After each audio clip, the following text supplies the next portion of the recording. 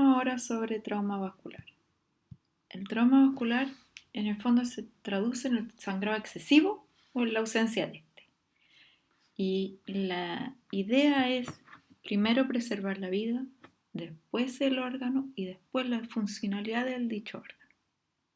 Entonces nos vamos a enfocar en las lesiones que afectan la vida, que son en general las de tronco, mientras que las de extremidades ponen en riesgo a dicha extremidad. Hay que incorporar el concepto de control de daño, en el cual se toma en cuenta la fisiología del paciente por sobre la anatomía. La tasa de amputación en relación al tiempo ha ido mejorando con el tiempo. Veíamos tasas de amputación del 50% cuando se hacía ligadura, a tasas de amputación del 10% o menores cuando se realiza reparación vascular, pero esto también asociado a una mejor evacuación aeromédica. En la guerra de Corea es cuando se incorpora la evacuación aeromédica. Las lesiones en tronco tienen una alta mortalidad. Entonces, en términos generales, las lesiones vasculares en las series son más frecuentes en extremidades, pero esto tiene un sesgo introducido que es el que las lesiones de tronco tienen esta alta mortalidad y por lo tanto pueden no ser parte de estos registros. La incidencia en series militares es menor a un 2% y en series civiles menor a un 4%.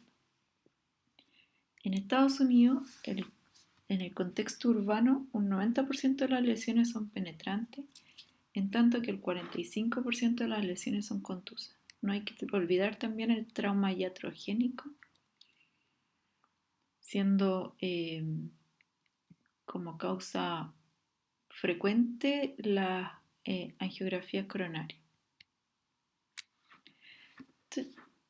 Tenemos entonces según el mecanismo, distintas lesiones. Dentro del trauma penetrante vamos a encontrar laceraciones de la pared, ya sean lineales o con pérdida de la pared, o cuando el vaso se corta, una transección de la pared, y efectos cavitacionales de las heridas por bala, que producen un daño en la íntima y una trombosis, y efectos que son más bien crónicos como el pseudoneurisma y la fístula arteriovenosa. En el trauma contuso podemos ver disección arterial, avulsión de ramas arteriales, daño intimal con la posterior trombosis y una disrupción parcial o completa de la pared arterial. Ya lo vemos también en este cuadro, en que de acuerdo al mecanismo tenemos distintas presentaciones o distintas formas de trauma arterial,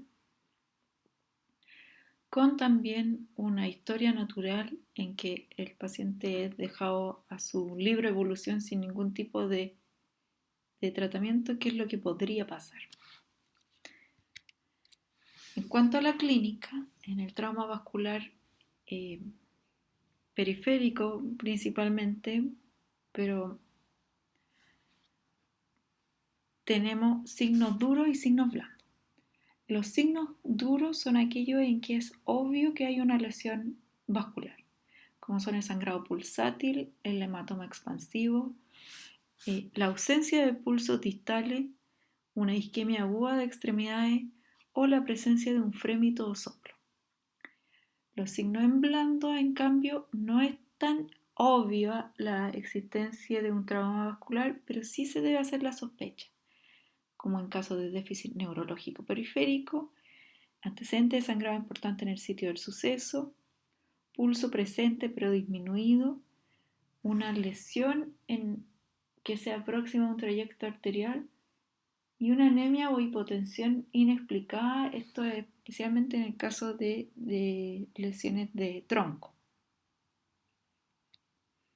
Hay que considerar entonces la fisiología del paciente, se realiza un ABC del trauma, como todo trauma, y de acuerdo a la evaluación del examen físico, se determina si tiene signos duros, va a requerir una intervención quirúrgica, y si tiene signos blandos, como por ejemplo ese que tenía una lesión en el trayecto. Uno complementa esto con un índice tobillo-brazo, una ecografía, una angiografía o una observación del paciente. ¿Cómo hace el control de la hemorragia? Con compresión digital. A veces el paciente se va con un médico se va enguantado hasta el pabellón manteniendo la compresión digital, o un torniquete, o con insuflación de un balón de sonda Foley, y el aporte de volumen tiene como objetivo en el preoperatorio mantener la conciencia del paciente, y en el postoperatorio es cuando se ha cerrado la llave, se aporta el volumen considerando la fisiología del paciente. Aquí vemos cómo usar una sonda Foley en sitios profundos en que es difícil comprimir a la mano. Tenemos todavía esta lesión sangrando a pesar de la compresión, entonces la sonda Foley que se introduce a través del agujero de la herida se insufla y es capaz de controlar el sangrado. Cuando hemos hecho el examen físico y nos vamos a los exámenes complementarios, definimos si vamos a hacer una angiografía. ¿Por qué? Porque si bien es el gold estándar, esta requiere de tiempo. Entonces, ¿me va a alterar el plan quirúrgico o me va a definir que un paciente no se tenga que operar? ¿En qué paciente es especialmente útil? En aquello en que tengo lesiones en múltiples niveles, en que probablemente yo tengo que operar al paciente, pero no sé bien cuál es la lesión por la cual partir o cuál intervenir y cuál no intervenir. Y también va a depender de la capacidad de que la angiografía es un primer paso en una intervención. Y yo a partir de una angiografía puedo hacer un control endovascular del paciente o puedo colocar un balón y hacer un control vascular endovascular y proseguir con una cirugía abierta. Entonces una angiografía tiene una potencialidad terapéutica. El angiotac, cada vez más frecuente, es capaz de aclarar el diagnóstico en minutos y tiene la precaución de que cuando hay proyectiles pueden haber falsos negativos. La ecografía es muy útil en el diagnóstico de lesiones crónicas, también en la urgencia, pero es operador dependiente y cuando uno no ve una lesión no significa que no la tenga. El índice tobillo-brazo es de mucha utilidad en determinar la existencia de un déficit de perfusión. Vamos a ver que en casos de trauma penetrante, un índice tobillo-brazo normal asociado a la ausencia de signos duros y blandos excluye la posibilidad de una lesión arterial. Para el tratamiento hicimos primero el control de la hemorragia, el no aporte de volumen preoperatorio o el aporte para mantener la conciencia, y ahora llevamos al paciente a pabellón. Entonces vamos a preparar al paciente y consideramos que podemos necesitar un injerto autólogo, ¿ya? Porque en casos de mucha contaminación, usar un injerto protésico puede aumentar el riesgo de infecciones, si bien no es tan riesgoso como en otras patologías. El control vascular abierto se hace proximal y distal. En la vía endovascular se hace proximal. Se coloca heparina, pero se prefiere no colocar heparina sistémica salvo que la lesión sea única porque hay riesgo de sangrar de otros lados. Entonces la heparina se coloca a través de los cabos en dosis de 10 unidades por ml. Se prepara, por ejemplo, 5.000 unidades de heparina en 500 ml y con eso no se administra todo, sino que con ese suero heparinizado se instilan los cabos. Se administra toxoide tetánico y antibióticos de amplio espectro. Puede ser necesaria la utilización de un shunt. Entonces, el shunt, ¿qué es lo que es? Es un elemento protésico, un tubo, que conecta un segmento sano, un cabo proximal a un cabo distal, manteniendo el flujo hacia distal y permitiendo que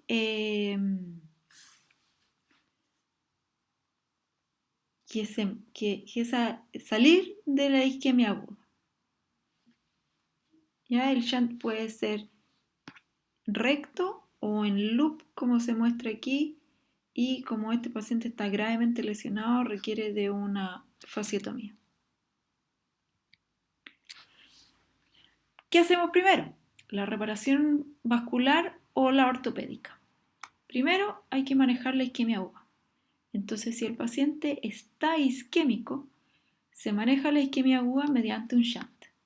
Después se realiza con la isquemia aguda, con la emergencia resuelta, se realiza la reparación ortopédica y después se hace la reparación vascular definitiva.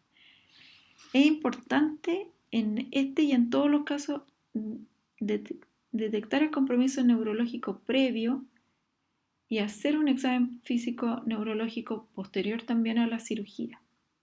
Porque la aparición de un nuevo compromiso neurológico puede significar una isquemia aguda.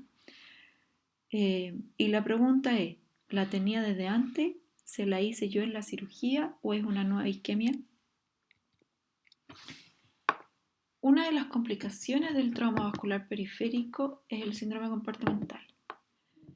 Se produce un aumento de presión dentro del compartimiento que supera que un compartimiento cerrado que comprime la vasculatura. ¿Ya? Comprime la microvasculatura, comprime las venas y luego al final comprime las arterias. Requiere un alto índice de sospecha y el mejor tratamiento de esto es la fasciotomía profiláctica. ¿Ya? Dentro de las extremidades, el inferior es el más vulnerable, el compartimiento anterior de la pierna.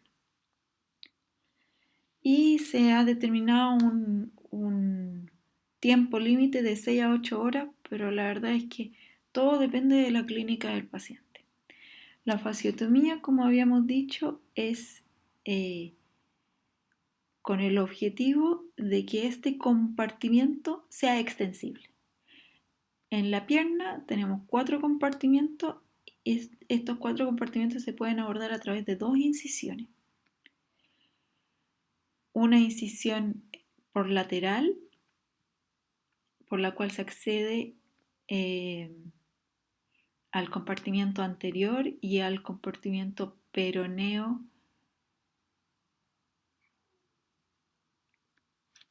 y una incisión por medial en la cual se accede al compartimiento profundo y al superficial. En el antebrazo, por la superficie volar o palmar, la incisión debe ser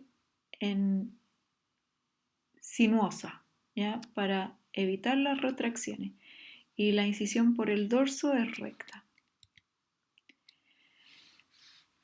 Existe un síndrome que es de la enfermedad de la extremidad severamente lesionada o mangled extremity, en que se produce un compromiso de 3 de 4 sistemas, que son el de parte blanda, el óseo, el vascular y el neurológico. Con 3 de esas 4 tenemos una enfermedad severamente lesionada.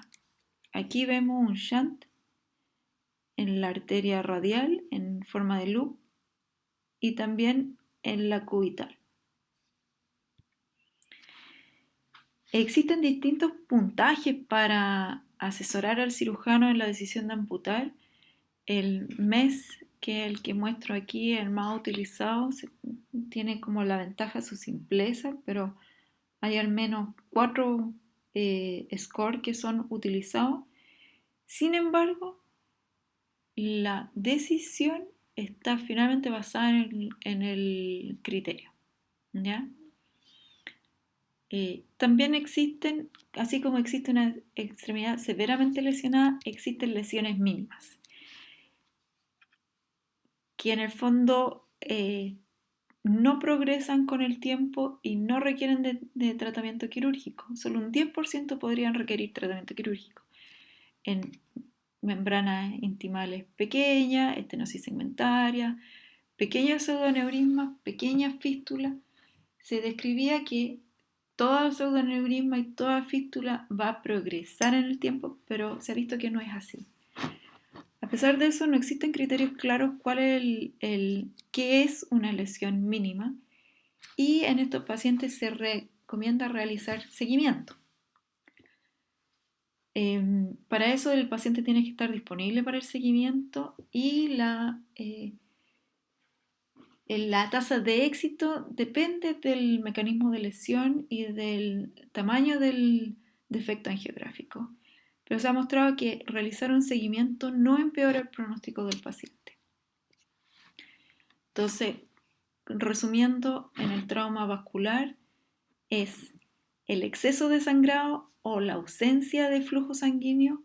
Tenemos lesiones que son penetrantes y lesiones que son contusas. Y dentro de las penetrantes podríamos meter a las iatrogénicas. Las lesiones penetrantes suelen ser mucho más netas y involucrar menos a la fisiología del paciente. En las lesiones contusas hay que tener muy en consideración realizar un control de daño, a veces utilizando medidas como el shunt para hacer reparaciones de otros sitios que tengan prioridad en cuanto a preservar la vida del paciente y no dejarse llevar por esta lesión tan alaraca. El control es con compresión, con torniquete, con disminuir el sangrado en el preoperatorio, con limitar el aporte de fluido, con conservar caliente al paciente y con llevarlo a pabellón lo antes posible. Y en el pabellón es primordial el control vascular. Y una vez que se logra el control vascular, uno puede ir a la lesión en sí. Y hay que estar atento al síndrome comportamental que a veces pasa inadvertido en el inicio, pero que trae grande morbilidad para el paciente después. Hay que considerar en la enfermedad severamente lesionada la posibilidad de amputación precoz. Esta a largo plazo puede tener un mejor resultado para el paciente, pero es una decisión que es muy difícil de tomar y los scores ayudan, pero prima el criterio del médico.